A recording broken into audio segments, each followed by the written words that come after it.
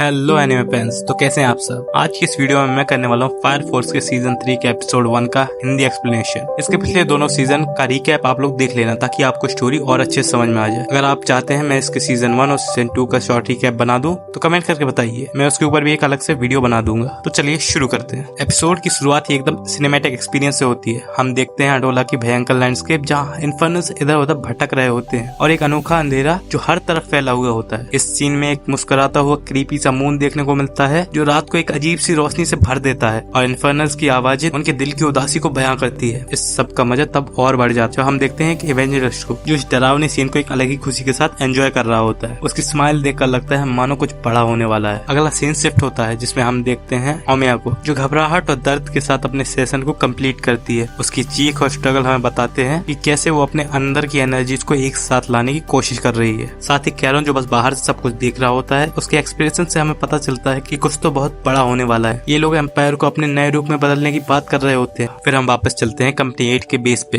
जहां हम देखते हैं शिनरा और आर्थर के बीच एक इंटेंस कॉम्बैट सेशन हो रहा होता है। उनकी जोश भरी ट्रेनिंग से पता चलता है कि दोनों अपने आप को कितना और बेहतर बनाने के लिए रेडी हैं। इस बीच कैप्टन अकितारो ओबी स्टेशन में होती हुई अपनी इन्वेस्टिगेशन के बारे में रिपोर्ट दे रहा होता है। ओबी की रिपोर्ट के बाद हमें पता चलता है कि कैसे उन्होंने एक और अमितरासु को एम्पायर के बाहर डिस्कवर किया है और साथ ही उन्होंने ग्रेट कैटलिज्म के राज को समझने की कोशिश शुरू कर दी है। ये इन्वेस्टिगेशन उनके लिए एक टर्निंग पॉइंट हो सकता है, स्पेशली जब उन्होंने हाइजिमा इंडस्ट्री की गहन जांच की है जिसमें हमें पता चलता है हाइजिमा और व्हाइट क्लैड के बीच कोई मेल जोल का रिश्ता नहीं है। कैप्टन ओबी अपने रिपोर्ट में बताता है कि कैसे इन्फर्नल इंसेक्ट्स आर्टिफिशियल इन्फर्नलाइजेशन को ट्रिगर कर रहे हैं। ये एक ऐसा फिनोमेना है जिससे समझना थोड़ा मुश्किल है, लेकिन इस एपिसोड में इन इंसेक्ट्स का रोल बहुत ही क्रिटिकल दिखाया गया है। और बात करें नटाकुसन की जिसके पास है वो रेयर अडोला बस्ट, जिसे पूरे नैरेटिव में एक नया ट्विस्ट मिलता है। साथ ही ओबी एक ह्यूमन एक्सपेरिमेंटेशन फैसिलिटी का भी जिक्र करता है जो नेदर में लोकेट है। इस फैसिलिटी का राज हमें एक और मिस्ट्री में ले जाता है जहां व्हाइट क्लैड की सिनिस्टर्स का प्लान दिखाई देता है। कंपनी 8 के स्टेशन पर सभी कैरेक्टर्स अपने अपनी ट्रेनिंग में बिजी होते हैं जहां तमाकी अपने फ्लेम्स का यूज करके माँ के साथ ट्रेनिंग करती है, जबकि लिक्टिस सबके पावर लेवल्स को एनालाइज कर रहा होता है जिसके साथ आयरिस भी खड़ी होती है। पूरा स्क्वाड एकदम रेडी लगता है, लेकिन किसी को भी ये पता नहीं होता है कि आगे की सिचुएशन एकदम से बदलने वाली है। जब अकितारो ओबी की रिपोर्ट कंटिन्यू होती है हम देखते हैं कि कैसे एक सीक्रेट ह्यूमन एक्सपेरिमेंटेशन फैसिलिटी को अनकवर किया गया है और व्हाइट क्लैड का प्लान है टोक्यो एम्पायर के ग्राउंड को डिस्ट्रॉय करने का। जैसे ही रिपोर्ट चल रही होती है अचानक से एक ट्विस्ट आता है। टोक्यो एम्पेरियल आर्मी के सोल्जर्स बिना किसी वार्निंग के मीटिंग रूम में घुस जाते हैं और कैप्टन ओबी को अरेस्ट कर लेते हैं। ये सीन एकदम अनएक्सपेक्टेड था जिससे पूरी टीम और चीफ दोनों ही शॉक हो जाते हैं। तभी ओबी कहता है कि शायद ये कोई गलतफहमी होगी, लेकिन तभी उसकी नजर व्हाइट क्लैड के मेंबर्स पे पड़ती है। उस मोमेंट पर वो समझ जाता है कि ये सिर्फ एक अरेस्ट नहीं है,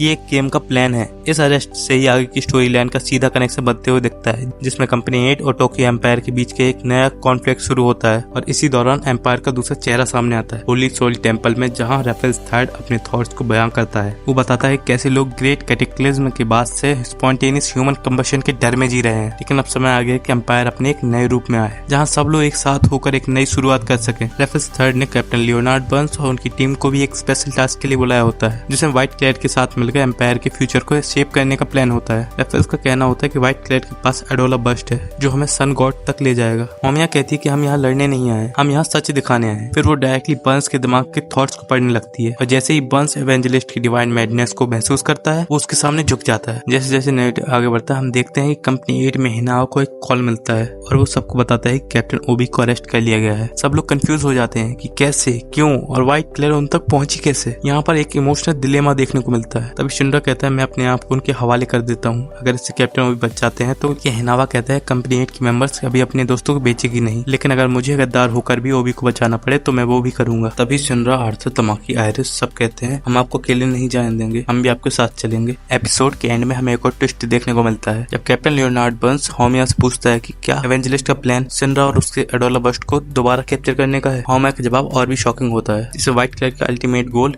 अर्थ को एक नए सन में बदलने का है। ये प्लान जो कभी किसी ने इमेजिन भी नहीं किया था सभी कैरेक्टर्स के लिए एक नया चैलेंज बनकर आने वाला है। तभी बर्न्स सजेस्ट करता है कि वो ओबी के अंदर एक इन्फर्नल इंसेक्ट इम्प्लांट कर देगा जो इस पूरे नैरेटिव को एक डार्क और इंट्रिगिंग ट्विस्ट दे देता है और यही एपिसोड एक हैवी सस्पेंसफुल क्लिफ हैंगर के साथ एंड हो जाता है।